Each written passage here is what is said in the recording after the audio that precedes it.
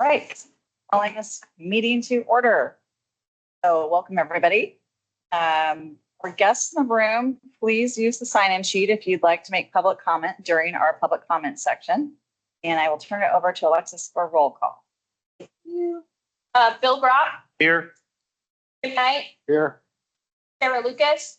Present. Steve Nagy. Steve mentioned that he was going to be late, so we'll skip him. Brian Frang. Present. Jeff Pritchard. Present. And Catherine Steve. Present. And that concludes roll call. Okay, very good.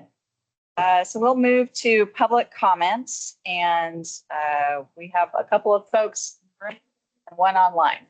And I think we're going to have you come stand here just so we get the microphones picking you up.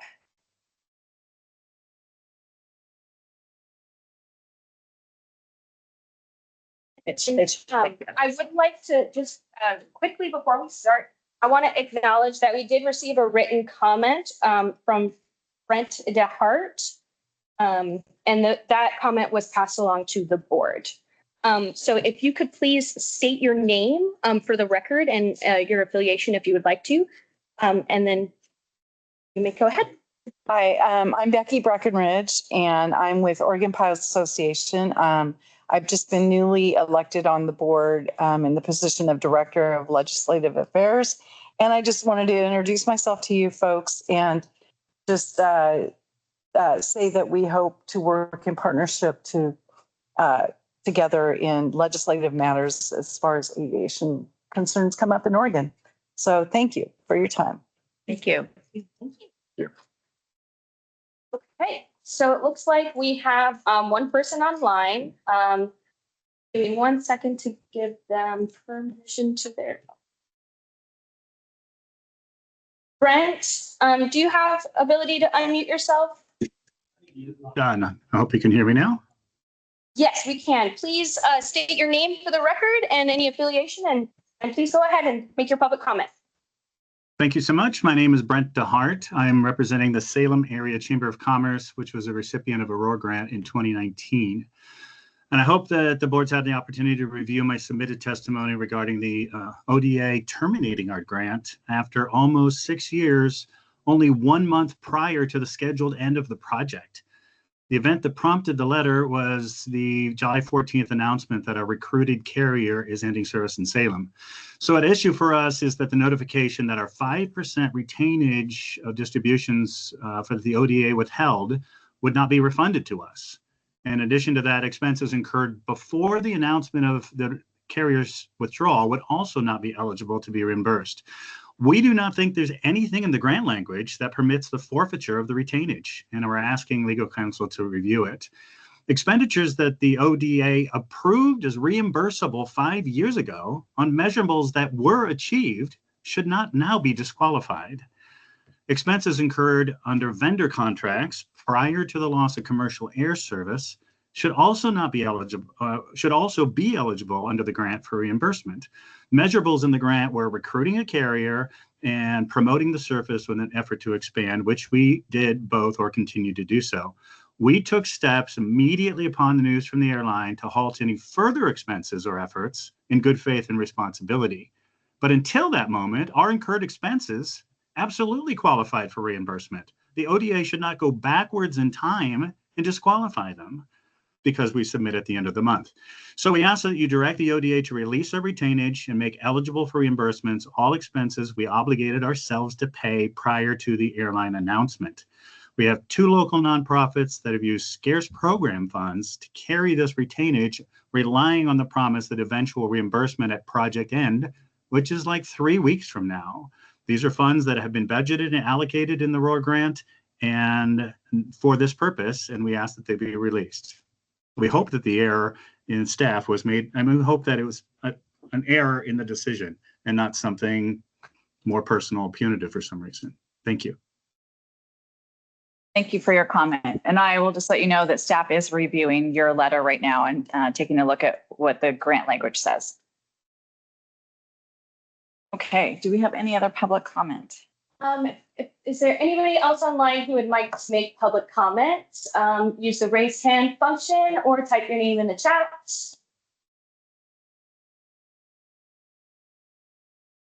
does not look like we have anybody else, so that would conclude public comment. Okay, thank you so much. All right, well, we will move on to a welcome to Ken Jernstead Airfield, and Jeff Bernard, the airport manager, is joining us this morning. Do I need to stand over there? I think that we should have, one of them will pick that, yeah, if you can give that I over, have one. right? So yeah, thanks for hosting us. We appreciate it. Thank you for being here. This is fantastic. I have a little bit of a presentation just with some details on it. Yeah, I'm a contract airport manager with Aviation Management Services. And I just learned a few new things about the airport last night, reading through some history, and it goes clear back into 1928. There's a fantastic article on the port's website in regards to the airport. If anybody needs some reading just about the history of Hood River and the aviation world. As you can see, we have a quite short runway, but next slide, please. But we've been quite busy. 6,295 flights reported on ADSB as of last night, and about 770 glider flights was what they had shared. 264 of those glider flights were youth that we spoke about a minute ago, Jeff. They've got a very robust soaring club here that has been, I'm learning more about it every month. I didn't know much about it until I just kind of dove into that one. It's been none of those flights actually show up in our ADSB reporting. So we've had, been trying to capture those numbers independently. We've got 2 or 3 T hangars right now, and we've got a FAA funded, bill funded 10-unit T hangar being built, out to bid, or excuse me, it's ready to be awarded. And that is part of a recipient of one of the core grant last year's cycle for both our 10-unit T hangar and the turf taxiway next to it. We ended up going with a turf taxiway on the south side of the building because of the NIMS reviews. We're going to push the project out so far because of the new blacktop needed. So we chose to go with a turf taxiway and give that a go and see how many people want grass outside their front door instead of blacktop.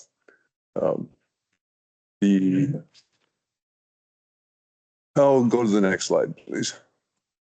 Talking with one of you a minute ago about the fly-in. I don't know which year this was from, but every September, the first weekend after Labor Day, there is the Hood River fly-in. And in 2016, the first year that I was here, we had north of 500 airplanes. I believe it was closer to 600 airplanes that came into this airport all in one weekend. That's a pretty good example of where a lot of them were.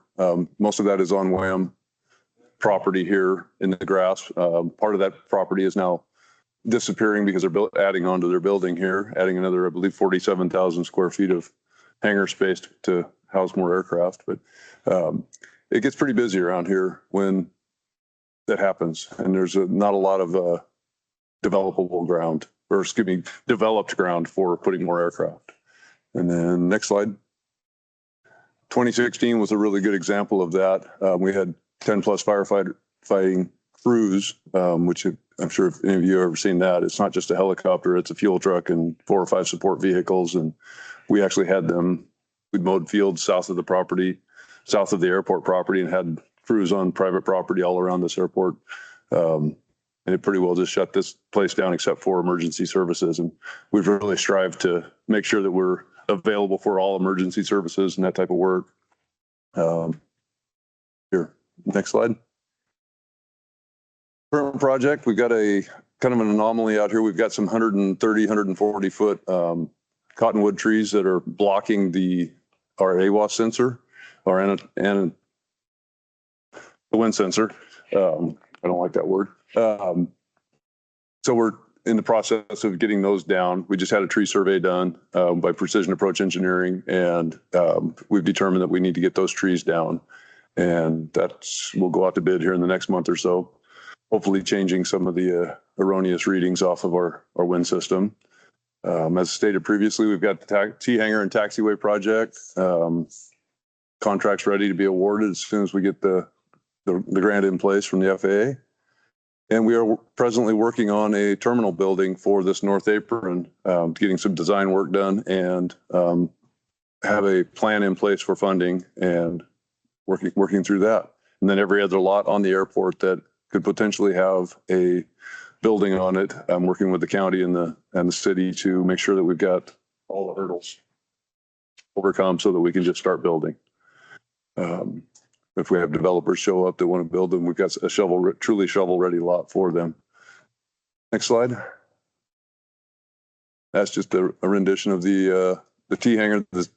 I'll show you guys after when we go on the tour on the south side of the airport where it's going to go. And next slide. Some of our partners on the field, we have Hood Aero as the FBO and providing all the usual services of flight services or flight training, maintenance, avionics, scenic tours. Been a great partner. And we also have the Soaring Club in the next slide. There was the numbers I was referring to. Really robust business on that one. Just reading more through it last night was pretty impressive to see what all they've got going on. And I believe that's the end of the slides. Yep, that's it. Unless you have any questions, I'll try to answer. Yeah, I have a question for you. What are you going to use your terminal building for? It would be the FBO, have some public space. We would like to have some sort of a light cafe in it of sorts, pilot services. Definitely with a component of emergency operations to where there is space for every time we have one of these wildfires, and we've had a bunch. There's just no place to put anybody. Yeah. It's been really interesting to, again, having the grounds, having the all the different operations that we already have on the airport, and then trying to place helicopters. It shuts down a lot of operations. I don't have any office space for them. We have similar issue in the Dalles. My company manages the Dalles airport as well. And to have any place to just say the fire boss crews come in or somebody, just give them, or any one of the public agencies, ODF or U.S. Forest Service, giving them an office and a place to stage. I'd like to see some of that in there. The goal is that it will have a large commercial hangar that could be an operations center or be just a leasable, revenue-driven space. Great. Right. Any other questions? So I just wanted to point out there have been, so the company I work with has scoopers at the Dalles. And during high temperatures, when the density altitude, they sometimes relocate to Hood River because of just enough of a change with the temperature and density altitude that they can, ODF will put their aircraft here. So I just think that's kind of also an interesting thing. And it's only happened a few times that the weather has, the conditions have been that way, but there is a relationship with the wheeled land-based. Yeah, I had forgotten that we'd actually looked at that. That's been a couple of years. Yeah, but yes. But it has been nice to have that capability here at Hood River. Yeah, probably the biggest weakness to that is that we don't have enough with the 3,000 foot runway. We don't have enough jet traffic to dictate or really to plan on having jet fuel here. It would go stagnant before we could ever sell it. So it's gonna be a chase. And when we have the helicopters come in, and we do quite frequently, it's learning to be able to shut down soaring operations, stop some of the things that scare the helicopter pilots off, and put them at the fastest point of response. So I've been working hard with that. I've been in this role with the airport, with Hood River Airport, just about a year now as the airport manager, and then previously with formerly TAC Aero and Hood Aero as their manager. Well, I can safely say, as one of the users of various airfields around the Northwest, when the fire incident management teams go out to have somebody be forward thinking about creating a space that can handle that type of load or some of that load, it makes a huge difference, especially with how complex things are getting nowadays. Mm-hmm. One of the tactics that was used last year, they call it the hub and spoke model for for the rotor wing, where they'll base everybody out of one location and they'll send them out every day to all the different fires. So with those complexities to have, the additional facilities would be amazing. And the Dallas airport, we've had that situation where it's just been a surge base, as they were calling it last year.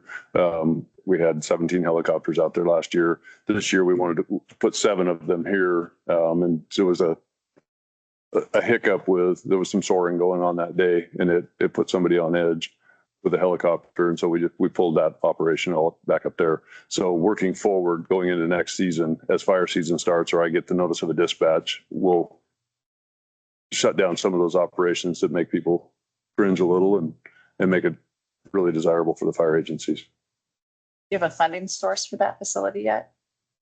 There's some FEMA money that's out there. There was a NOFO put out, and I just got word of an FAA opportunity, but I haven't seen it. All I've done is just heard about it. So I'm researching. Port of Hood River has put a nonprofit together that is going to help with that process. The port's made a commitment to match 1-to-1 on any dollars donated to that process. So we're looking to, if we can get partial funding from an agency and use our 501(c)(3) or C3 to do the balance, would be wonderful.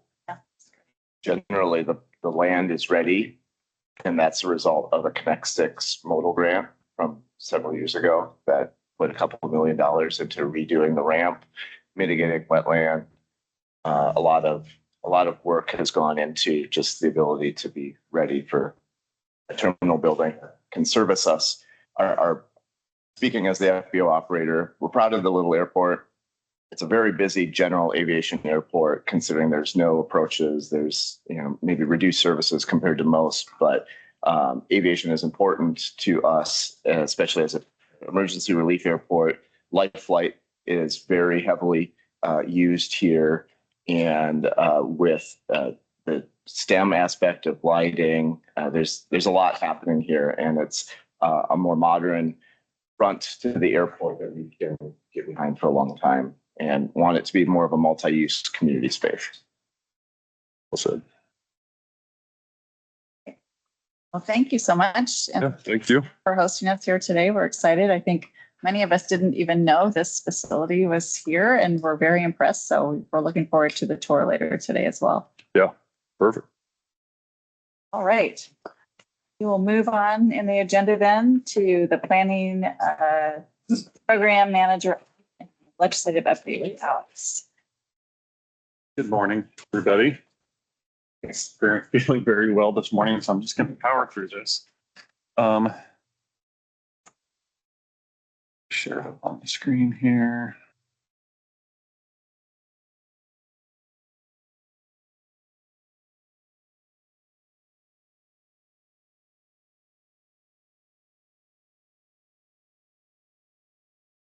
In presentation. Okay. See if this works. All right. So yeah, good morning, everybody. This is a full policy planning and programs update. So it's going to cover a little bit of everything, including the last legislative session.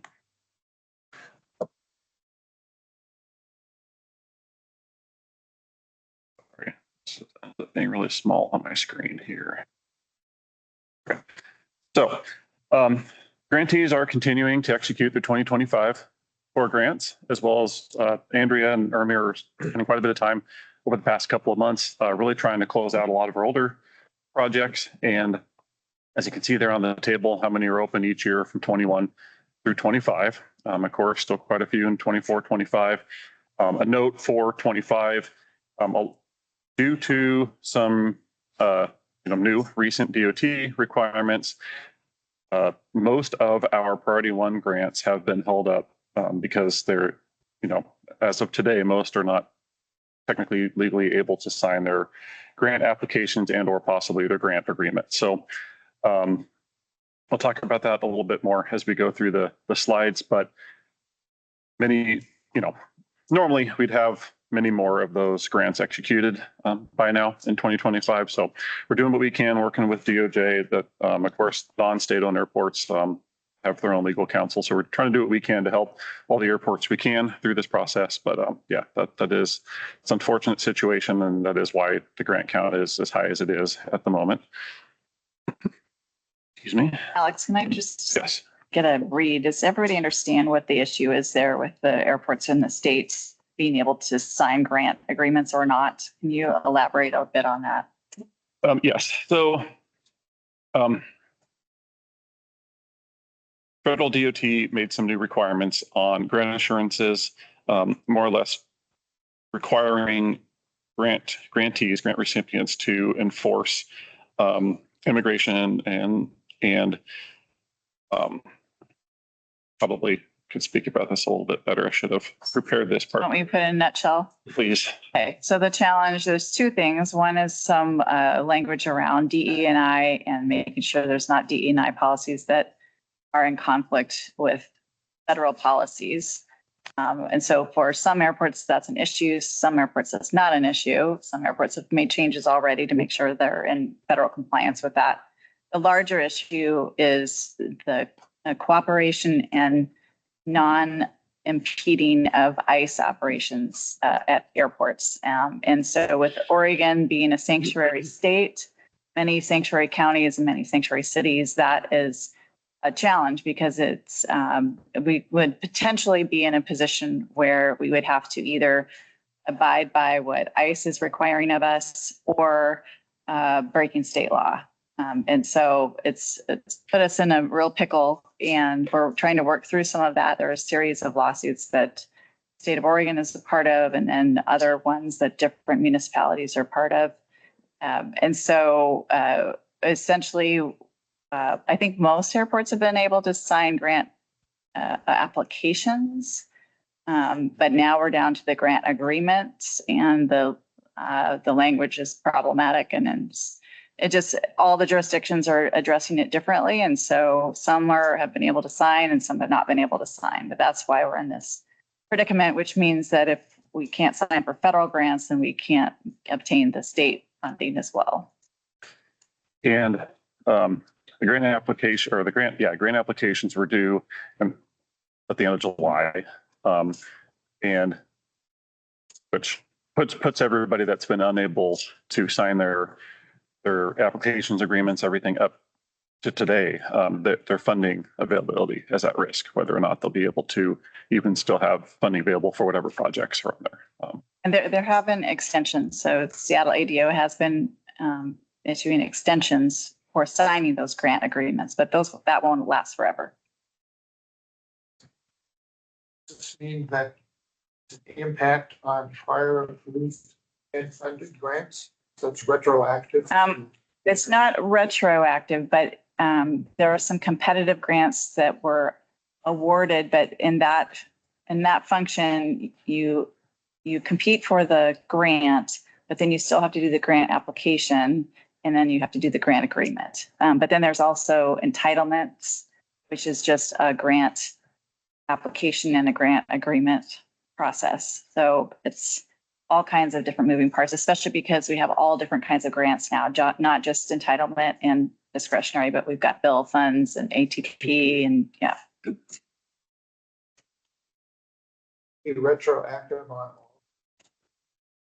It can be only on the competitive ones, so I can give you. But it's not an retroactive. example. If you've already It's signed not- your grant agreement, Right. your grant's in place and your funding is in hand, it does not affect that. It's only affecting the ones that are going forward, which are coming into this season or in future grant seasons. Yeah.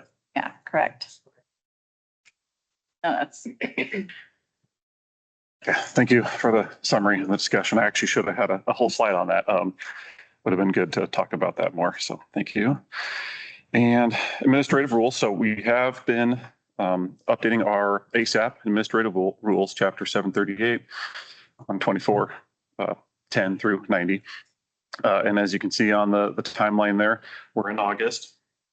And there will be some requests soon for the board to basically review for some of the amendments that we would be looking to make to the administrative rules. And And then we work towards filing with the Secretary of State. That provides, a notice that goes out the first of the following month that you post it into the Secretary of State. There's a comment period. We'll have a public hearing, and then ideally we'd have these adopted by the end of the year.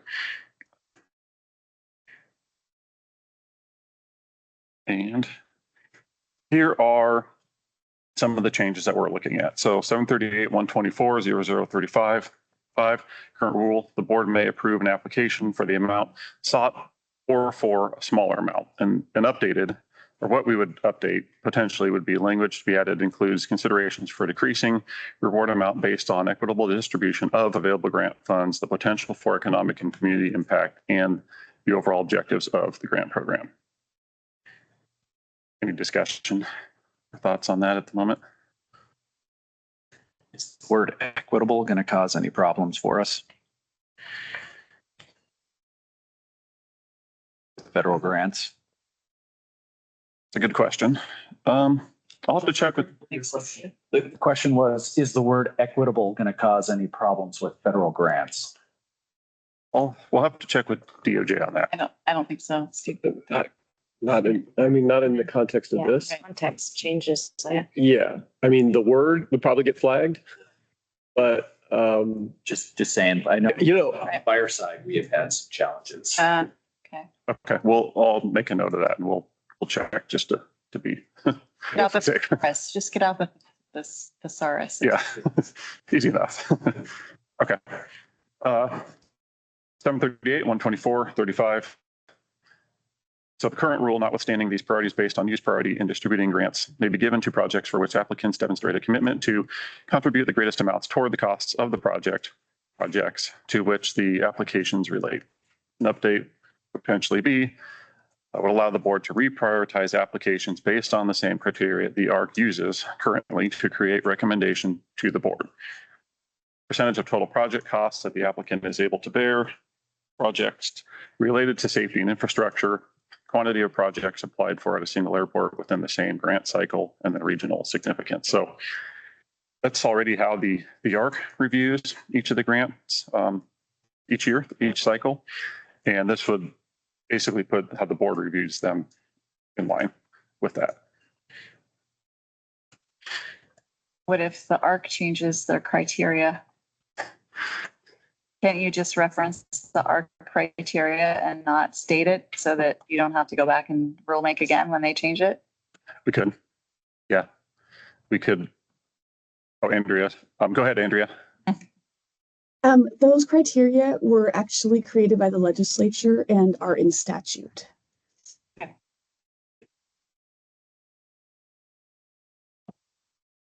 Same response. Can we reference that statute so that? Yeah, if it changes. It's. Yeah, I think we can still do that. Yeah. Pavement Evaluation Program, PEP. So you've probably seen this list a couple of times. I just tried to include it within each of the presentations, so I won't spend too much time on it. But Region 2 has been completed, list of airports, and Region 3 is beginning in 2026.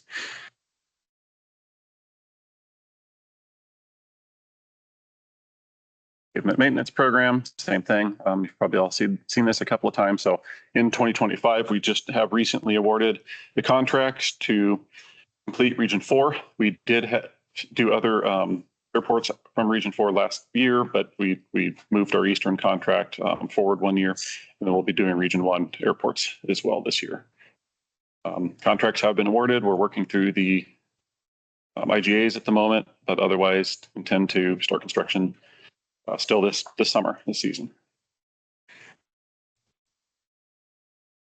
What do the highlights represent? State-owned airports.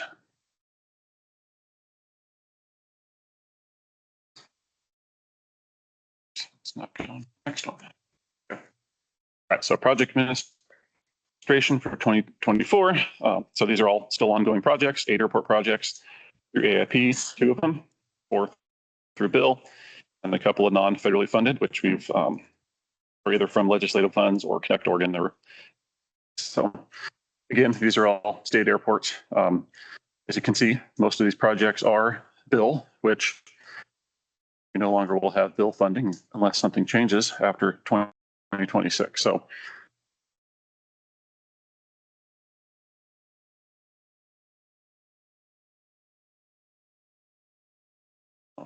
lower, what's going on here? Slide, there we go. All right, so 2025, similar 12 airport projects through FAA, one, again, mostly bill, 10 bill projects, and then one non-federally funded. A lot of these are coming up on deferred maintenance, work that hasn't been done at these airports that ideally some of it would have preferred to have it done years ago. One thing of note, system plan, due to the injunction and just the DOT issue that we talked about earlier, all of our applications and agreements were pretty much last minute. So we had put the system plan on hold to focus on the airport projects and just, keeping those moving and then getting all of our paperwork and documentation updated as we needed to just get those executed. So we did postpone and not apply for a 2025 system plan grant. But the intent now would be what we plan to do this year for 26. We'd allow, Oregon Aviation Plan chapter updates. If we're unable to get enough funding to update the entire OAP, then we'd at least look at updating chapters in it each year. And that would allow, so PMP program actually has not been caught up for quite some time too. So not having PEP done for 2025 and just doing extra PMP work that we have been doing. This will be the first time PMP has been caught up in quite a while.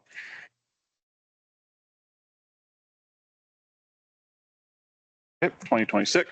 So we're on schedule and starting all of these projects. We have our pre-design meeting scheduled week after next with our FAA ADO PM.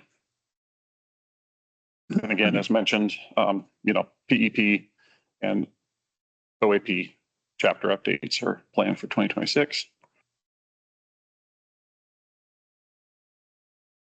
Procurement and contract. So I'd like to point out that ODAV has been successfully managing its procurement and contracting since July 1st, 2024. It's been going very, very well. Keeps us definitely busy. Active contracts, 36 engineering work order contracts currently active, and 12 for public improvement construction contracts. And then contracts in preparation too. And we just, continued improvements. Oregon Buys has updates fairly regularly. We're just continually going through the Oregon Buys process and streamlining and, just making more efficiencies where we can, and continuing to work with DOJ for all of our own ODAV documents and forms for the procurement contracting process. Land use and aerospace.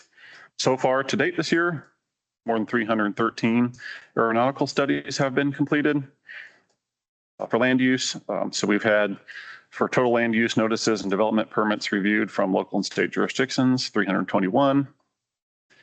And then GIS implementation. So we're excited that we do have our first first draft internally of the Oregon Aviation system of all the airports around the state.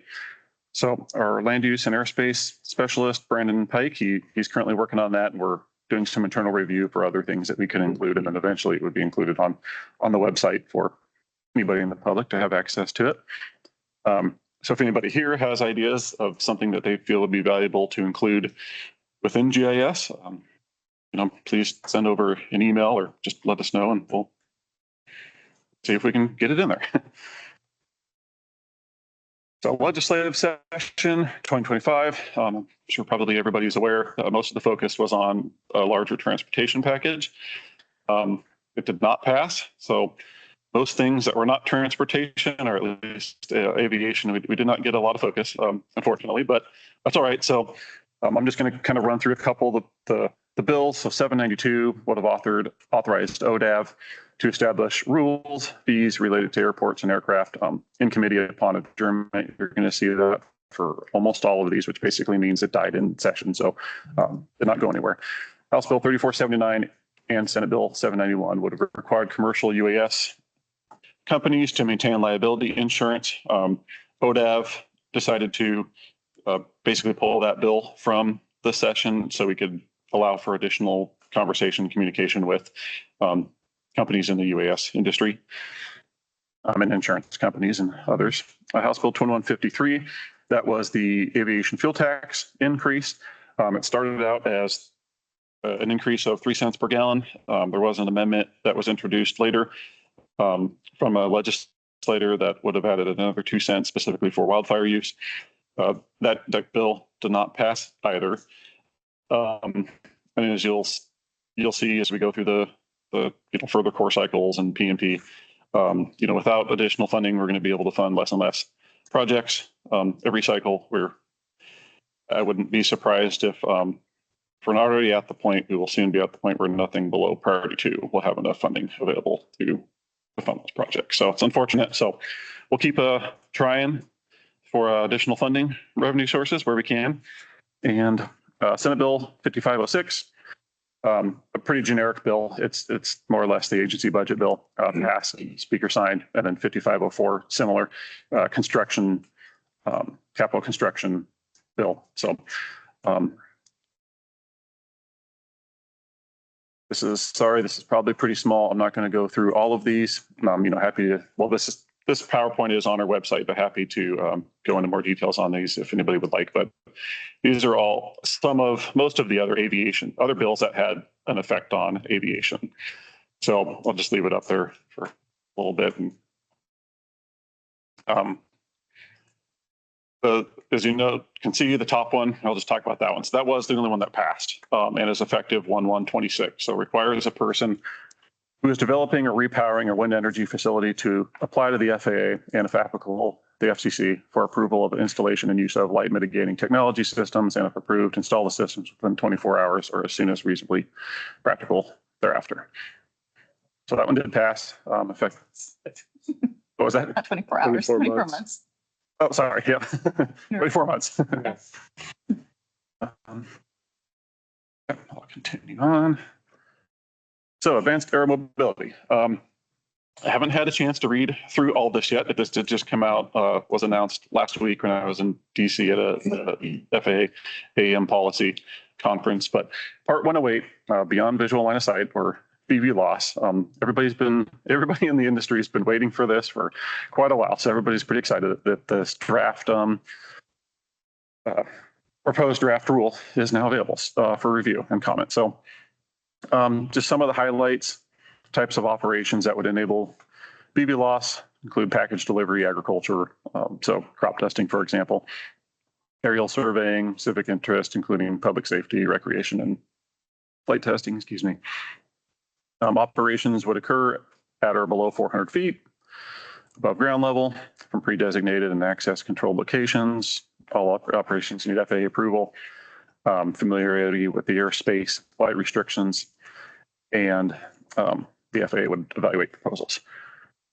I have a feeling you're probably more updated on this than I am. Is there anything? The document is over 700 Yeah. pages.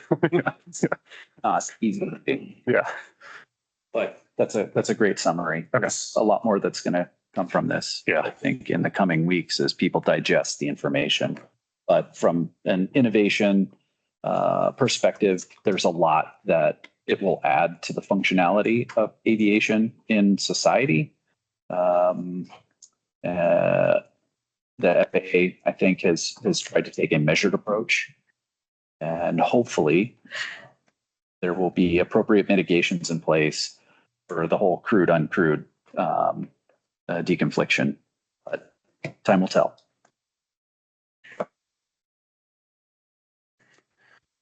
Economic development. So, as you've heard, Kenji and I have attended quite a few conferences, exponential, commercial UAV, and so on each year. And so one of the things that we wanted to add to more or less my roles, duties, and to really ensure that our time and funding spent attending these conferences is really, is valuable. So following engagement at Exponential, that was held in Houston earlier this year. ODAV is working to better partner with Business Oregon, which is the state's economic development agency.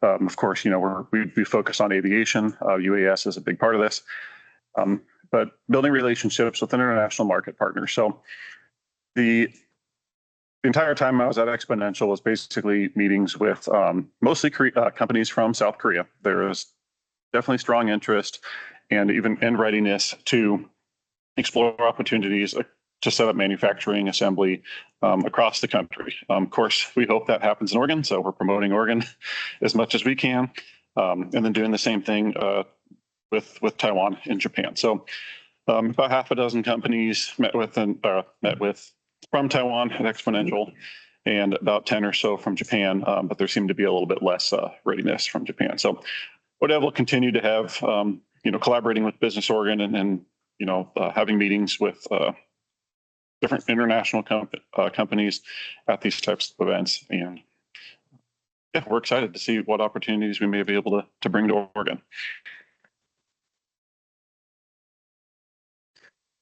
Just a list of some of the events that I mentioned. Future One's commercial UAV, again, that's primarily focused on UAS and AAM. Again, so it's great. 108, we have a more of a platform, a foundation that we can start with there. So there's going to be a lot of excitement and potential growth around 108's adopted. OWAMA, I'm sure everybody here is probably familiar with that. And the SAO. So that's any questions?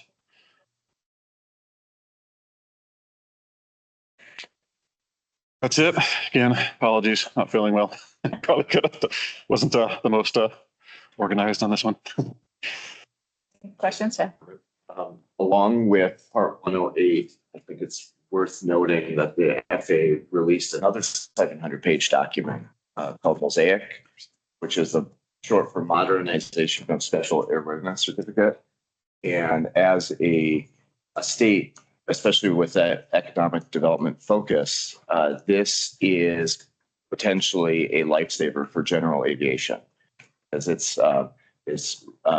reworking all of the regulation to certify underneath level beneath Part 23 certified aircraft, making general aviation accessible and affordable to, and I think major implications to companies based in, like, for example, Vans. They've always tried to develop a special light sport.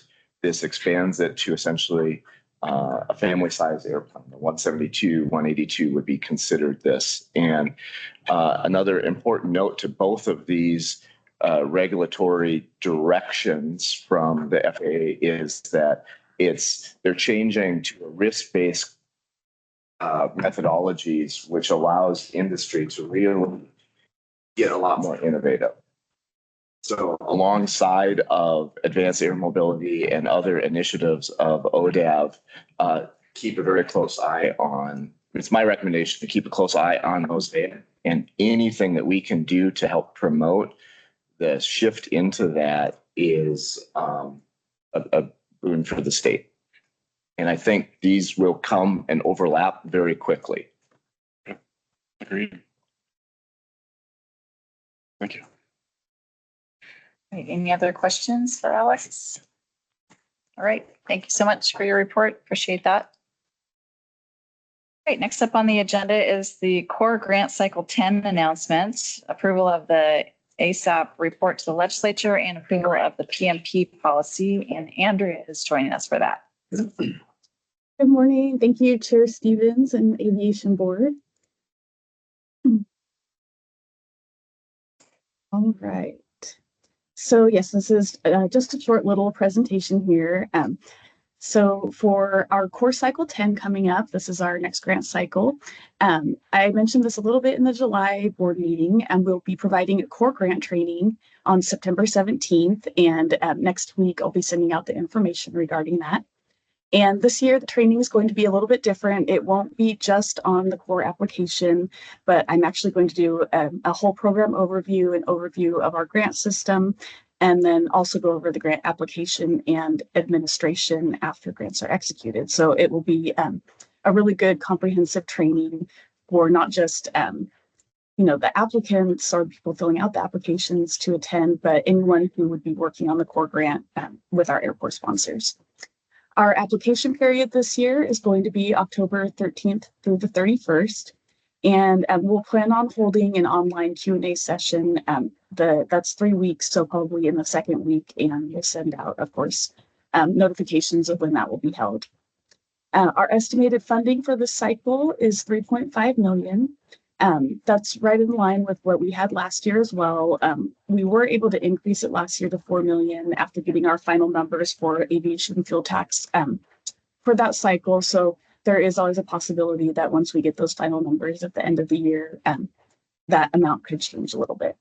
And then as far as our timeline there, as we always do, application period October. Our internal reviews by program coordinators will be through November and December.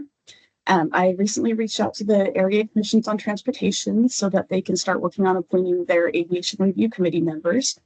And I'll be bringing that list to the board for their approval at the December board meeting. Our review committee will have their meetings in January, and then we'll bring the recommendation to the aviation board at the February board meeting. Any questions on the upcoming cycle? I think we're good, Andrea. All right. So next is our approval for the annual ASAP report to the legislature. And this is a report that is required for ORS 319.023. It includes a summary of the ASAP projects. So not just our core projects, but also the SOAR projects, which are the state-owned airport projects. And this report is required to be submitted to the Joint Committee on Transportation by September 15th every year. So I sent that report out a few weeks ago. Are there any questions? I don't see any questions. All right, then I would ask that the Aviation Board approve the annual report to the legislature. Make a motion. Second. Draft motion up there. I'll make the motion to approve the 2025 ASAP report to the legislature as presented. Second that. Okay. I have a motion from Jeff and a second from Sarah. And Alexis, please conduct the roll call. Bill Groff. Jim Knight. Aye. Sarah Lucas. Aye. Steve Nagy. Aye. Brian Frank. Aye. Jeff Pritchard. Aye. And Catherine Stevens. Aye. That motion passes. All right, and then the next one is our PMP policy guidance update approval. The last time this guidance was approved or updated and then approved by the board was in 2021. And that was when the PMP map was changed from 3 regions to 4 regions. For this update, it was mostly just some language updates, clarification of the processes, and removing any outdated information. And again, this was sent out to the board. Are there any questions on it? I don't see any questions. All right. And then do ask for approval of the 2025 update to the PMP policy guidance. Okay, just need a motion. There's a draft motion up there. I motion to approve 2025 update to the PMP policy guidance as presented. I'll second that. Okay, I have a motion from Brian and a second from Steve. Alexis, please conduct the roll call. Bill Groff. Aye. Jim Knight. Aye. Sarah Lucas. Aye. Steve Nagy. Aye. Brian Frank. Jeff Pritchard. Aye. And Catherine Stevens. Aye. That motion also passes. Great, thanks for that. Thanks for your work on that, Andrea. Appreciate that. Thank you. All right, that's the end of this presentation, unless there are any questions. I think we're good. Thank you so much. All right, we will keep moving with our finance manager update and Kristen. It actually, it's like, we have the enterprise airport board, right?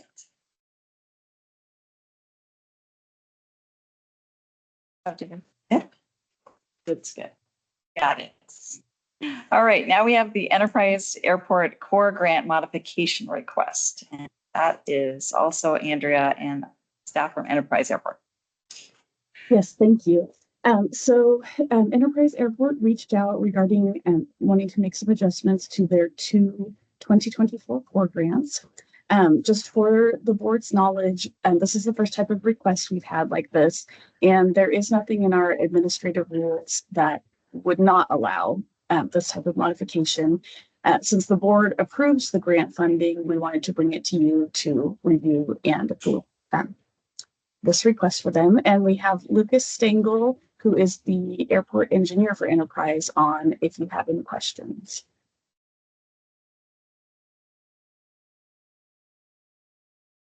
Did everyone have a chance to review that request? Andrew, you want to just put it in a nutshell for the meeting notes, I guess? Sure. So let me just grab their letter real quickly here. So the two grants that were received by Enterprise in 2024 were for updating lighting and new windsock. And then the second project was taxiway improvements and parking area improvements. The lighting system project is almost completed, and that one came under budget from their approved core grant funding amount by a little over $4,500. The second project for the taxiway improvements, they just had the bids opened, and that one came in higher than expected by about $8,500.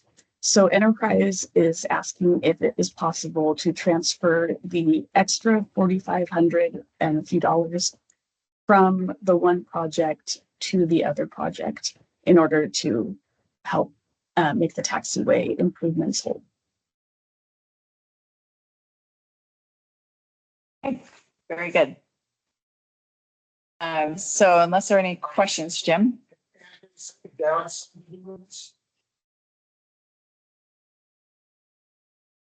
I don't think she heard that. Yeah, she could hear you. Oh, yeah. Thank you so much, guys. Yeah, that's great. Andrea, this is Jim Knight. Is there any downside to granting their request? The funds are already allocated, and there's nothing additional outside of what had been approved previously. So there's no negative impact to the core grant funding because it was already encumbered for projects. So we're essentially moving money that was approved in the grant from one item to a different project. Right.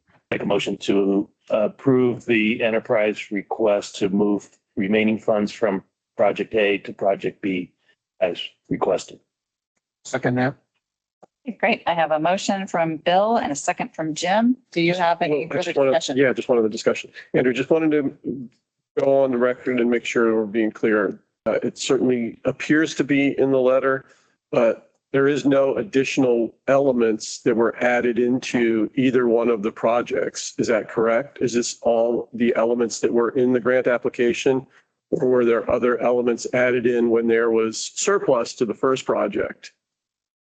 No, the scope of work has not changed. And Lucas, can you verify that? That's as far as I understand. Hi, yeah, this is Lucas with representing the City of Enterprise today. Yeah, thanks for reviewing this, but yeah, to answer the question, no, I believe everything that was in the funding or the grant proposal is what was completed as part of the one grant that came in under budget and what was put in the bidding documents for the other project that came in over budget. No scope changes. Thank you. Further discussion? Okay. All those in favor say aye. Aye. Any opposed? Oh, do you want to do the roll call? Sorry, Leslie. She keeps me straight. Bill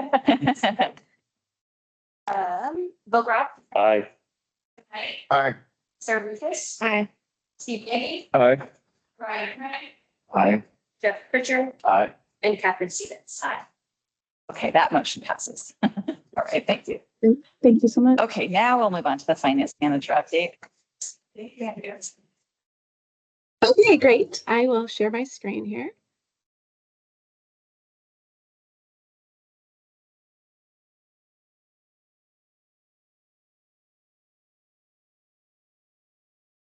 Okay. Okay, can you see my screen now? Yes. Okay, great.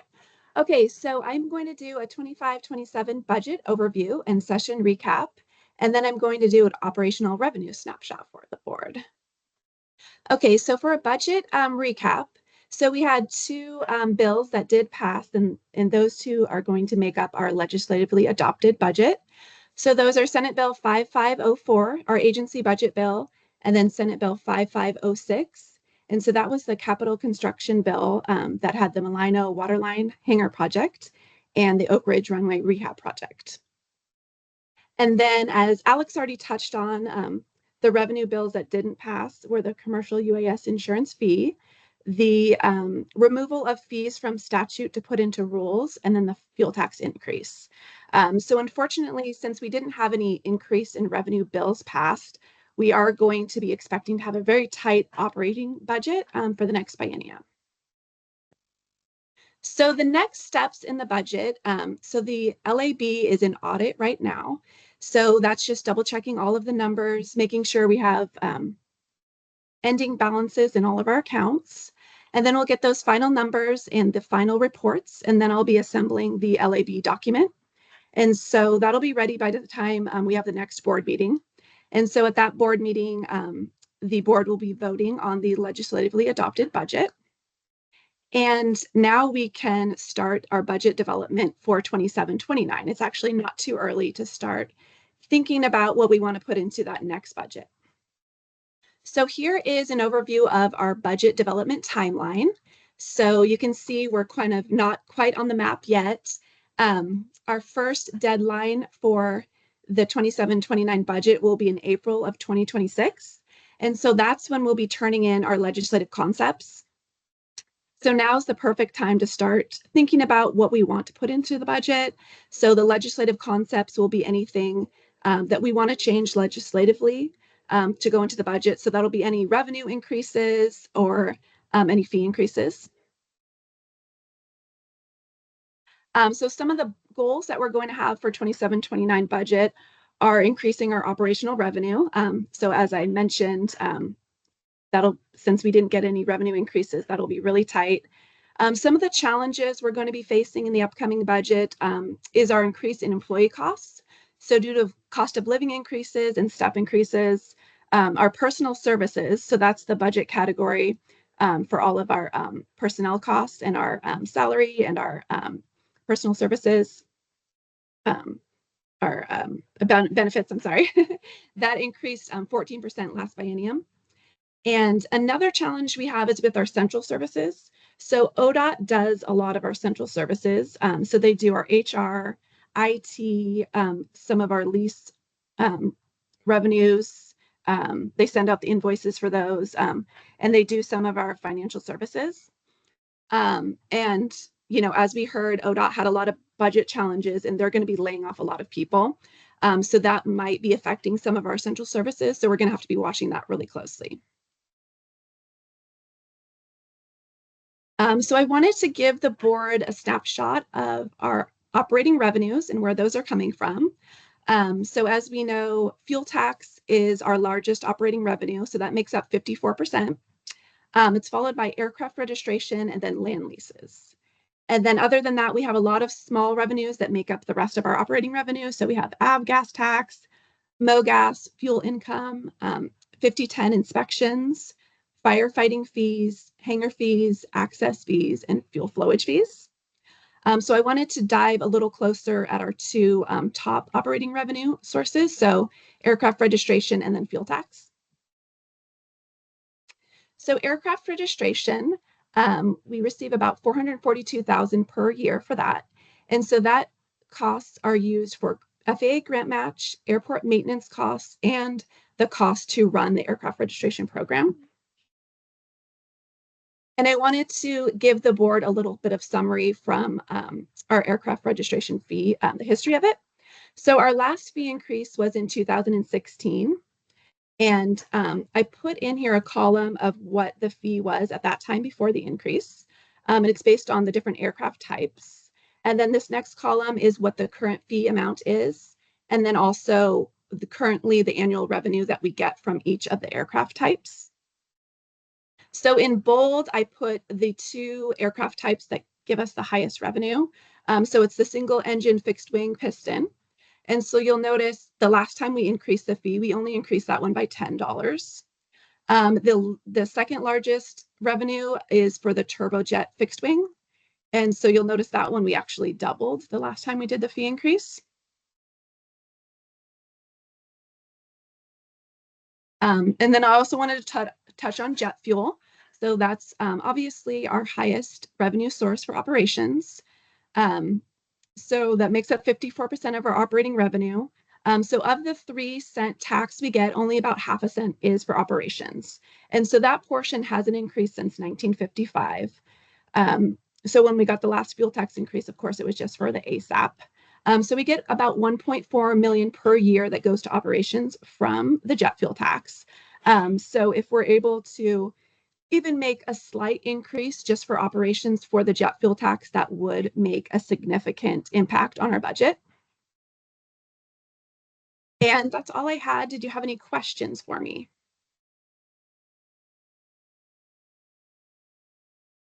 Oh, thank you for the update, Chris. It's great to see the outline of the budget development process. And I would just say, or reiterate for what I think we had said before from the board, to you, to Alex, to Kenji, to the director, as that budget development and the legislative priorities for funding of the department go forward, it's very important to have a timely discussion with the board and with other members beyond the board about those funding priorities, and to be able to align so that the board doesn't feel at the last minute that they're being informed about decisions that the agency's moving forward with. I mean, obviously you can't control what a legislator does, but certainly the package that the agency puts forward, the sooner we all see that, especially as pertains to funding the agency, the better we can all work each of our industries to make sure that there is alignment to fund the agency. Yeah, thanks for that, Steve. Ditto. Yes, thank you, Steve. Any other questions for Kristen? Okay, thank you so much. Okay, thank you. Appreciate your report. All right, then we will move on to the state airports manager update with Tony. Morning. I'll share my screen here and I'll try to get through this fairly quickly. I haven't presented for a little while and there's just a lot of great stuff to go over.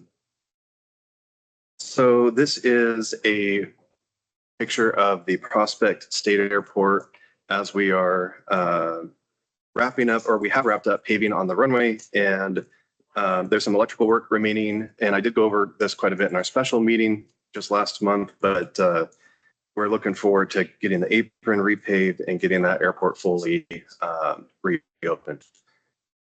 Let's see. Great news. So we are recruiting, and there is a lag I'm seeing. So I'm going to wait for that to catch up.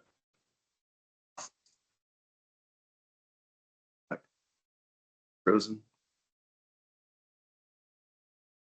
Let's see. It is not T. Yeah, I'm going to stop. Let's see.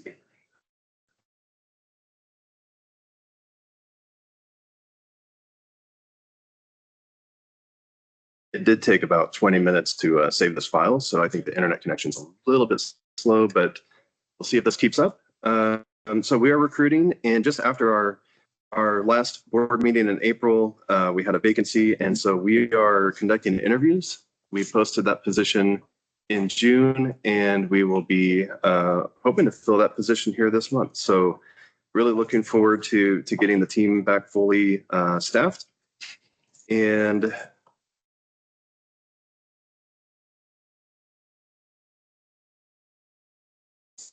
So Alexis, maybe Let me see if I can.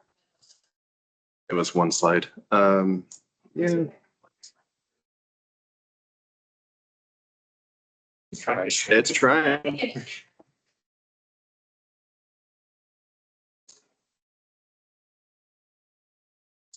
Take a quick Very 2 slow. minute. Okay. I'm just going to talk and I'm going to advance the next slide as soon as I get there. Okay, so we are very busy in mowing season. Staff have been hard at work getting to all 28 state-owned airports all across the state of Oregon. And they've been on it. They've been very lean this year. We haven't had our seasonal grounds workers. So we have just had our full-time maintenance staff out mowing all the airports and getting everything wrapped up during the busy mowing and painting season. And speaking of painting, this it's going to be slow. Yeah, it is the internet. Yeah. Well, speaking of painting, they have already painted 5 airports so far this year. And we started using our new equipment that we acquired back in 23, 2 years ago. And at this rate, we will have repainted all of the paved airports, the state-owned paved airports by next year. And including, they just repainted Wasco State Airport Tuesday this week, which I am waiting for the slide to advance. Here we are. Fully repainted the entire airport at the Wasco State Airport, including the runway, taxiways, 2 aprons, 12 sets of tie downs. And they did it in one morning before temperatures and the wind got Tony, do you have a generic cost comparison against what that would have taken for a contractor versus what you guys? Yeah. In 2020, we paid a contractor $15,000 to paint the Independence and Milano State Airports each, so $30,000. We acquired the equipment for a little over $30,000, and we've painted 20 airports in 2 years. Yeah, it's a significant cost savings for us to bring this in-house. In the past, it just wasn't happening. We would get markings updated through projects, which would maybe address one surface or a portion of the airport, but not everything. We had several state airports where there hadn't been fresh markings in more than 12 or more years. So at this rate, with the new equipment, we are looking to refresh markings every 3 to 4 years to keep everything fresh. So there's good reflectivity and clear markings for safety. Thank you. So here are the 5 airports they've painted so far this year. We have 7 other airports that are having projects done, and those project areas will get painted, but the other areas will not. So our staff are going to pick up the areas that are not going to be painted after those projects are completed here this fall. So that will be 12 state airports with all new markings just this summer. Waiting for this next slide. Share. You think it'll go faster? Yeah. I think it's All right. Yeah. Yep. And I am past that edit, so it would be the full slide.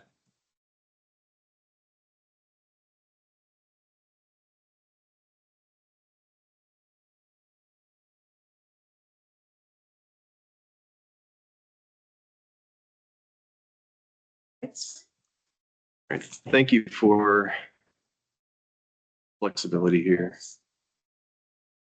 Righty. So that one right there. Yep. Okay. So word must have gotten out, and people, I think maybe some children decided to help get some markings out on the runways. This is the kind of help we don't really need.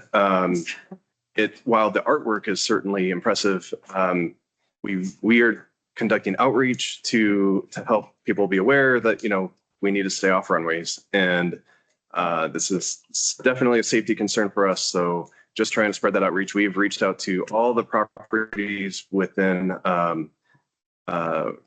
distance of this airport to let people know that we really need to stay out. I hope that's chalk and not paint. I think it is chalk, and we were able to clean it up pretty easy. And then just other maintenance. Yep. So adding reflectors out onto a couple of new islands at the Aurora State Airport.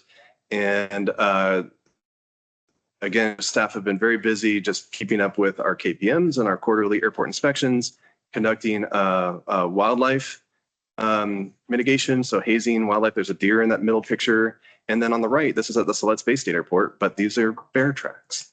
Wow. We discovered. So just very, very busy. And let's see, next slide, please. Here. We have a new vehicle, and before, we put it into full service. I think we lost our. No, it's still up. Oh, good.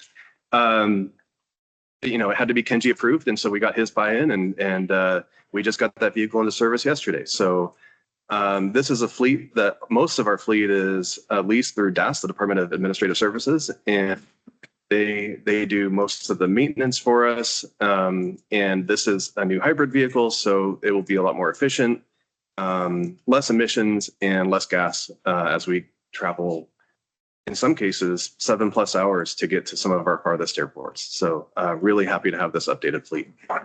Next slide. So want to give a shout out to the Friends of Pacific City State Airport for their continued contributions and work parties. They had a great work party back in June, well attended as usual. And this is the local community really putting a lot of their own sweat, blood, and tears into the airport to help just keep it maintained and get in there and do some of the finer stuff that we don't always have time for.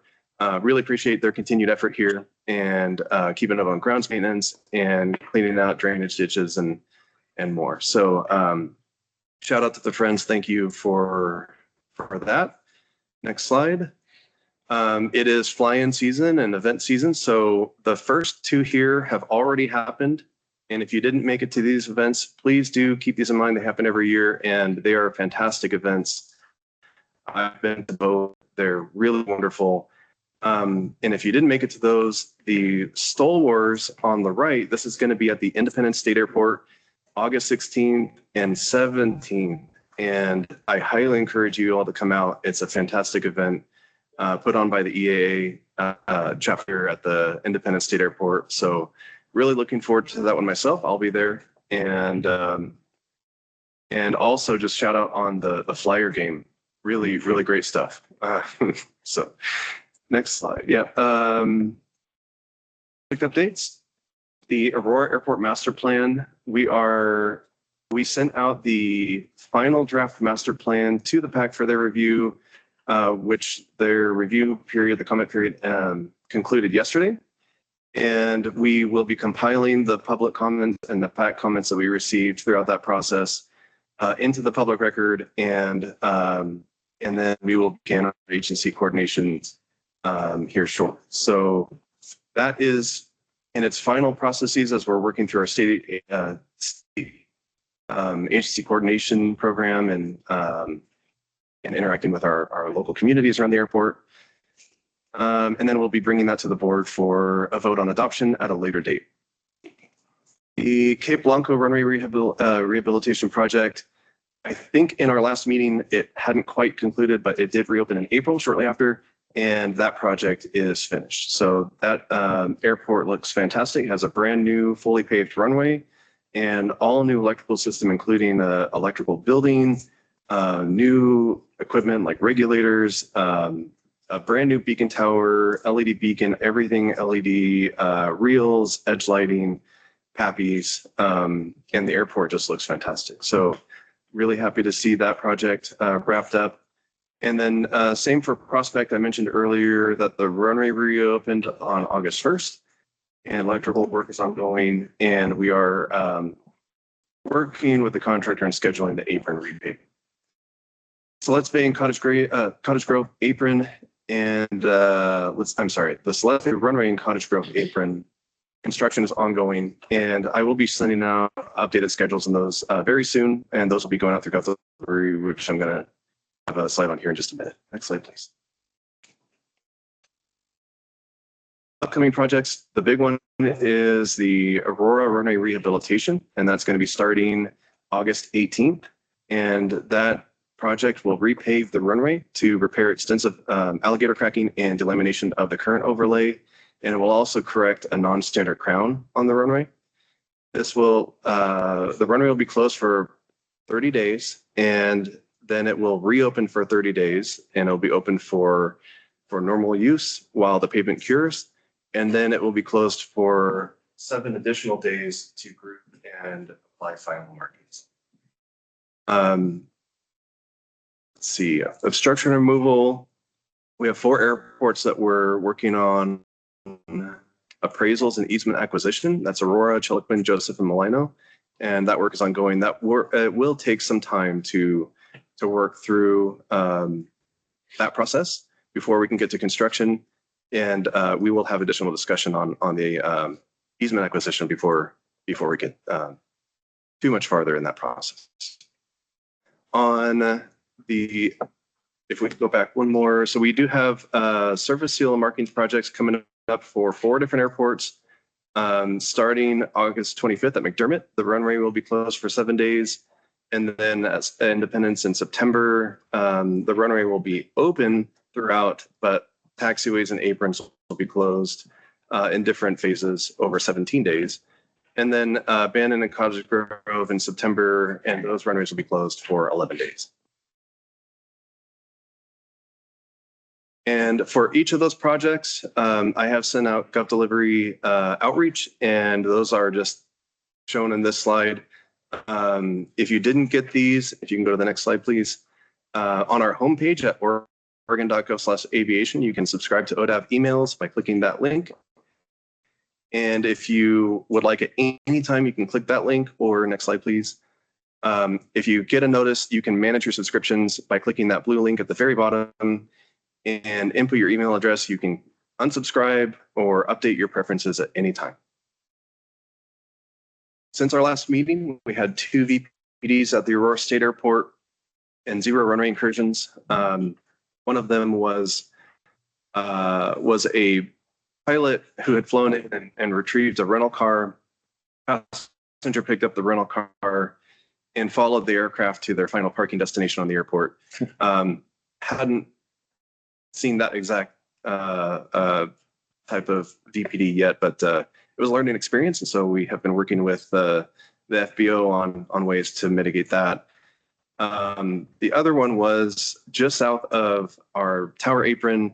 An aircraft was parked right up against the edge of their apron and walked around the wing, but the wing was straddling the movement line through the grass. And so yet again, another learning experience and working with that through the fence permittee on awareness and how to prevent those from happening again. Next slide, please. And then great news, last month, the Parks Department finished their project in the Nehalem Bay State Park. And while the runway and the airport was still open, there were some camping limitations and you couldn't access the trails and the beach, but now that is all concluded. So there's new utilities that the parks put in and improvements to the park. And now you can come in, camp, and use all the facilities and access the beach as well. And next slide. So we don't currently have any closures or restrictions due to firefighting activities at a state airport right now, but that is likely to change. So anyone flying into state airports, especially up in the Cascades or in the east, please do check NOTAMs regularly because that can change at any time. Any questions? Stevens, thank you. I sent compliments to the team for the outreach increase in just publications, and I sent Alexa the poster for the WAM fly-in, the Hood River fly-in. It's a very nice poster. So that's September 6th and 7th. And this weekend, I'm taking my daughter to Nehalem Bay for camping. So I'm looking forward to it. Thank you.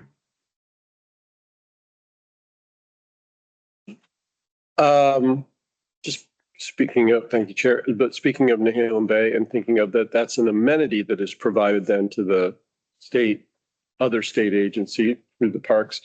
Is there any revenue sharing that they get, or did ODA gets from the fact that they get to have that facility and people come in and pay to camp?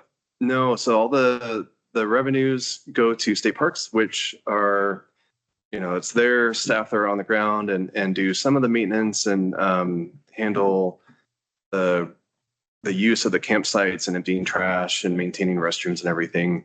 Our agreement to operate the airport within the state park is with OPRD, and it is a non-financial agreement.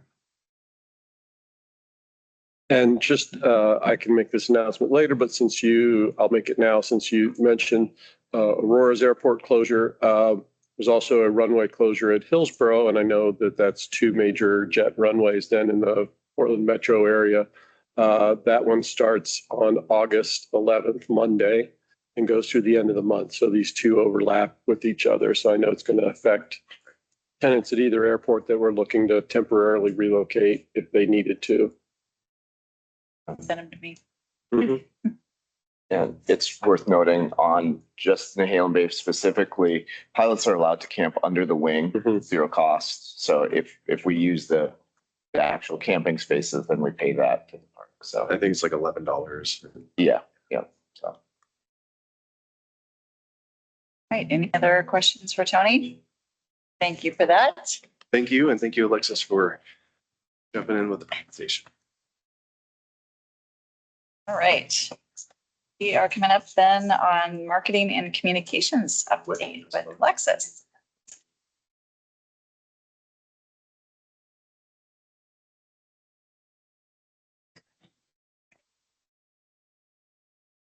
So, my update is going to be very, but I did want to touch on, the newsletter did go out since our last meeting. It went out to about 2,000 plus subscribers. That included not only those that had already subscribed to the ODAP newsletter category, but that did include those that signed up for Flightlines, just so that those people also know that this is available to them. So that's why that subscriber count is so high. But we also sent out an announcement Gov delivery that went out to about 8,000 subscribers.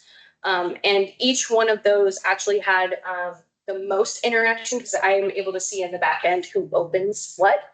And it has the newsletter has about a 24 to 25% open rate, which is significantly higher than any other Gov delivery. So I count that as a success.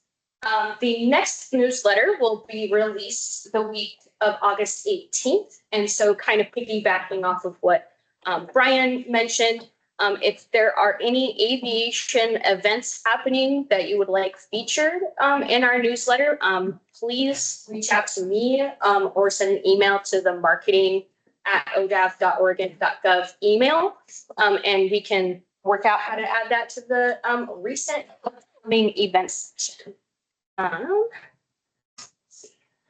And then with that, I also wanted, and kind of going off of the Gov delivery part and a bit off of what Tony was talking about, we have a section on our website called Be Informed.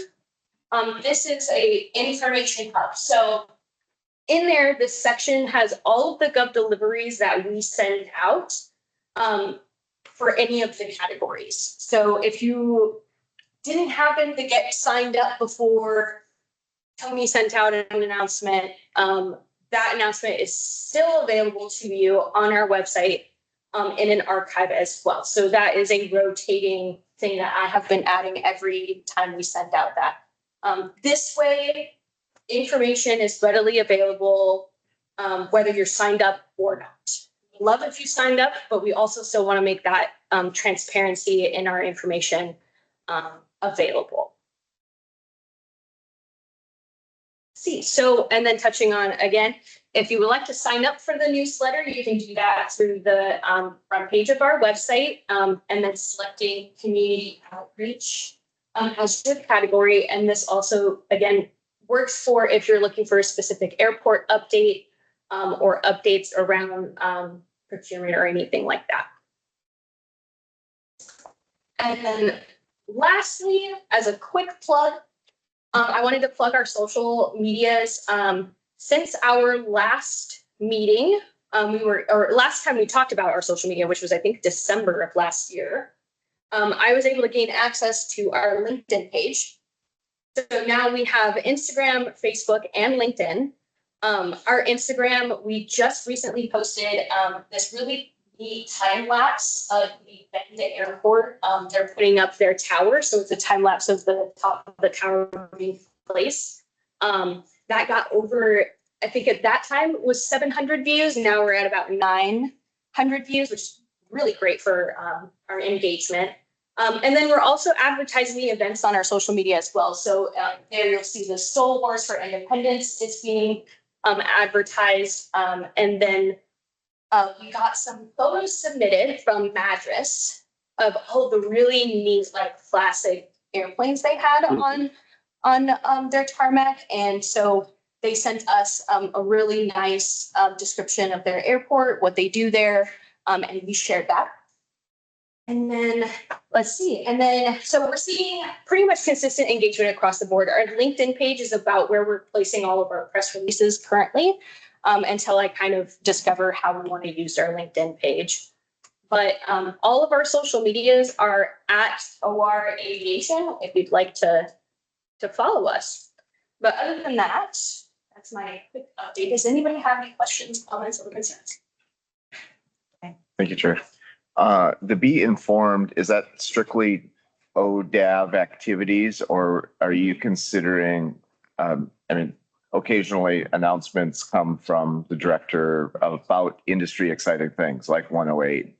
Would you consider expanding it to more? Yeah, actually, the Be Informed page is more agency specific. Okay. We do have a news and it's like news and press release section of our website. And that's where any of the press releases we send out will go there. Anything pertaining to that Kenji would like to go out will also go in that news and press release section. That way it's a little bit more defined on information. Questions, comments? I think you've done an amazing Good job. job. Thanks for what works. Nice work. All right.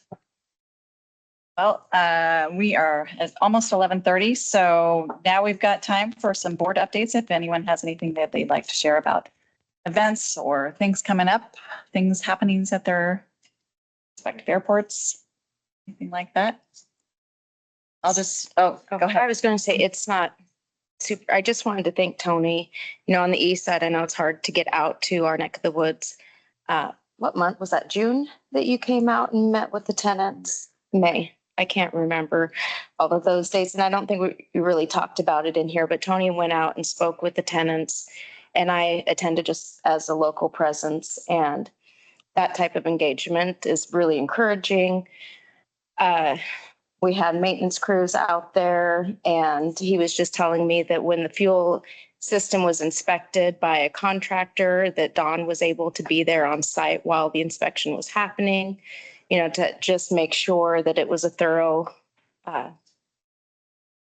review of the equipment, because there have been a lot of questions coming to Tony about that system. So I do appreciate making the effort and coordinating so that Don was there and then also yourself. So on behalf of the Eastern Oregon side, thank you for that. And then on that, I didn't mention with the PMP, but LeGrand, part of it last year, it didn't get hit because the contractor, we had issues. But just the coordination for any fire bases, you know, that's an interagency tanker base. The only large tanker base between Redmond, Boise, and Moses Lake. So just making sure that staff is coordinating with Doug to not be out there during fire season, because that has happened not just last year, but throughout the program. And I think PMP and PEP have one of the highest impact levels across the state, but it's a little underappreciated from the public's view. So kudos for all the work. I know it's a lot of coordination, but that's just one of my favorite little projects, because for programs, it does a lot of good. We did update our PMP guidelines, kind of what some of the stuff that Andrea covered. to actually have more frequent or preferably weekly meetings. So ODAP, the contractor, and our consultant. So, Yeah. So everybody can be on the same page every week throughout the construction process. That's Sarah. Anyone else have announcements? I was just going to let everyone know that September 13th at Aurora, the Oregon Pilots Association conference is happening, and I've been asked to speak at that conference to just give an overview of the ODAB and the work that we all do. And so I'm looking forward to that. So Becky, I'll be seeing you September 13th at that event. And then, I know we all love construction. So at my airport right now, we've got a really big job at Knockwood. It's going pretty well. So on our Acon Horse Pier, the asphalt horseshoe that goes around it is all being rehabbed this summer, which as you can imagine, with a fully utilized airports right now, it's very challenging. So we now have 10 phases to this project, and the contractor's been doing an amazing job. The Wildish is our contractor. So they're chunking it out, just very systematic. We've been talking to our airline partners for literally 2 years about this to make sure that they're prepared. And so they've been great about pivoting, going to different gates and all of that stuff. So, but yeah, it's one of those where we monitor it, not just daily, but like hourly, because we know that if something doesn't go according to plan, it could get pretty challenging very quickly. So it's been fun to watch that project come together, though. Jeff and I are both on the strategic planning kind of subcommittee for the department. And that has been a really exciting process as the subcommittee's kind of been working through all of the goals, mission, vision, values to really help focus the agency and continue to be just the best that you can be with the resources that you have, and strategically looking for additional ways to gain funding, especially the legislative concepts, that mapping, all of that stuff. We're able to just align these things, and we're excited about that process. It is ongoing, but incrementally, we feel very good about it. So looking forward as that comes out of committee for your approval and review. A lot of thought and process has gone into those statements, and we always appreciate the board at large input. So thank you for that. Anyone else? I'll just make a notice, and I can do it at next month's meeting as well. We're about 2/3 of the way completed with a master plan for PDX, update of that master plan. If you want any information, you can go to the website, PDX 2045.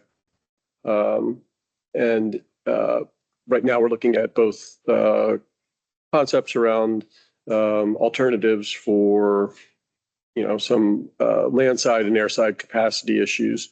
The next meeting I had to look it up, is September 16th, PAC meeting in the evening. It's on the website if you want, or if you have any interest in participating in anything related to PDX, please feel free to attend. Okay. Great. Good. Thanks for those updates. Now we'll move on to other business. If there is board or staff, bring up topics that are not on the agenda. Jim, I'm looking at you. Yeah. I'd like us to have some discussion and maybe a presentation from staff. I don't know exactly how to get the appropriate information. But what I'm focusing on is that we have an opportunity to review existing statutes and policies that refer to the acquisition of property or the sale of our property through the fence issues. Those types of things are going to continue to come before our board. And since we're a policy-making board or a policy board, I think it will be very helpful for us as a board, certainly for me, And I think that our constituents would appreciate that we're going through, a periodic review of the rules and regulations and policies that we have. So in a nutshell, having more information now in preparation for whatever comes our way regarding those issues would be very helpful. Yeah, thanks for that, Jim. I support that suggestion. I think that would be a good topic for a future board meeting as well. Anyone else have other business to bring up? How about any agenda input, which I know we kind of directed staff on this topic that Jim just brought up as well. Anyone else have other topics that you would like to hear from staff on, or really any outside entity? I was just going back to Kristen's presentation. I know this should then be a ways out, but I believe it looked like some of that initial policy package and things were around the March, April timeframe. So I'd appreciate seeing some of that on upcoming agendas in the new year. Some briefings in advance so that we can get some information and have conversation in a public environment like this, to give staff, appropriate amount of time to meet the deadlines for that. So whatever, as they plan what goes on those agendas, certainly thinking about it in anticipation of that budget development calendar.